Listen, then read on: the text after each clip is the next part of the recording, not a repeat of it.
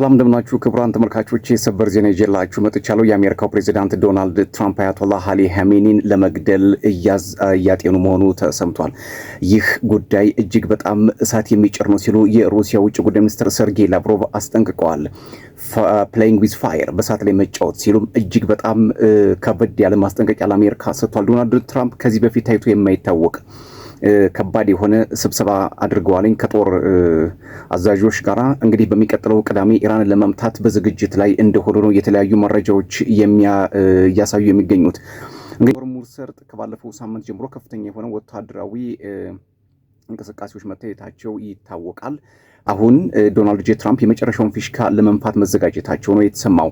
የኢራን ባለስልጣናት በበኩላቸው ወደ መካከለኛው ምስራቅ የሚደረግ የትኛውም የአየር በረራ መቆም እንዳለበት ማስጠንቀቃቸውም የነገሮችን መገጣጠም የሚያሳይ ይመስላል ነው የተባለው።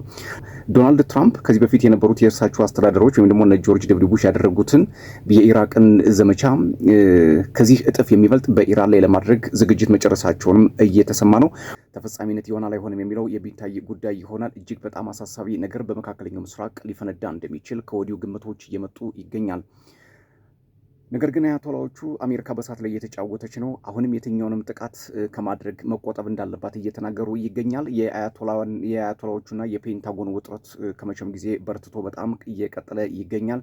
የተለያዩ ዓለም አቀፍ ፖለቲከኞችን በዚህ ላይ ጫና እያደረጉ ይገኛሉ። ነገሮችን መፍታት እንደሚያስፈልግ ነው። ነገር ግን ዶናልድ ትራምፕ በእጅ አላሉም። ሬጂም ቼንጅ ወይም ደግሞ የአስተዳደር ለውጥ በኢራን መከሰት አለበት ሲሉ ነው መልእክታቸውን ያስተላለፉት።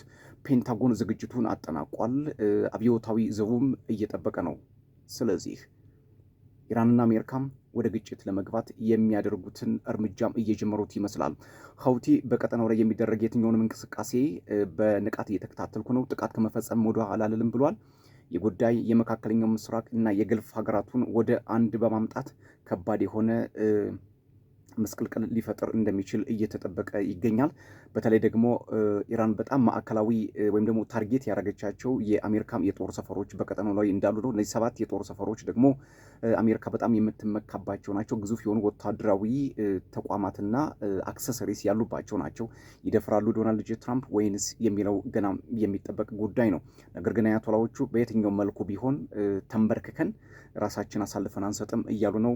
ዶናልድ እንደ ጎልያድ እኛ እንደ ዳዊት ነን እንጠብቃቸዋለን ሲሉ በባለፈው ሳምንት አያቶላህ አሊ ኻሜኒ መናገራቸው ይታወሳል።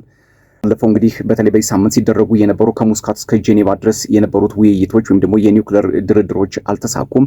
ይህ አሁን የሚወጣው መግለጫ የሚያሳየው የድርድሮቹ አለመሳካትን እንደሆነ በጣም በግልጽ መመልከት ይቻላል። አስፈሪ ነገር በመካከለኛው ምስራቅ እንደተደቀነ የብዙ ፖለቲካ ተንታኞችም ስጋት ሆኗል። የዓለም ፖለቲከኞችም በተለይ ደግሞ በዚህ አካባቢ የሚመላለሰውን የነዳጅ እንቅስቃሴ ስለሚያቆመው የነዳጅ ዋጋ ከፍ ስለሚል የዓለም ንግድ ሚዛኑን እንደሚስት ምንም ጥርጥር የለውም። እናስ ዶናልድ ጄ ትራምፕና አያቶላውያኑ እንደሚፎካከሩት አሁን መግለጫ እንደሚያወጡትና የቃላት ጦርነት ውስጥ እንደገቡት መላጩን የሚስቡት ከሆነ ዓለማችን ሌላ ፈተና እየተጋረጠባትና ልትሸከመው የማትችለው ነገር ሊመጣባት እንደሚችል ከባድ ነው። ዶናልድ ትራምፕ ማዱሮን እንዳመጡት አያቶላህን አመጣለሁ የሚሉበት መንገድ እጅግ በጣም ውስብስብ ነገር ሊገጥማቸው እንደሚችል ብዙ መገናኛ ብዙሃን እየዘገቡት ይገኛሉ። እናስ ምን ነገሮች ሊከሰቱ ይችላሉ? በመካከለኛው ምስራቅ አሁን ከተለያየ አቅጣጫ ከዋሽንግተን እና ከቴህራን መግለጫዎች እየወጡ ነው። ይህ የቃላት ጦርነት ምን ሊፈጠር እንደሚችል ግን አልተገመተም። ሰብስክራይብ፣ ላይክ፣ ሼር፣ ኮሜንት እያደረጋችሁ ቤተሰብ እንድትሆኑ የአክብሮት ግብዣዬ ነው።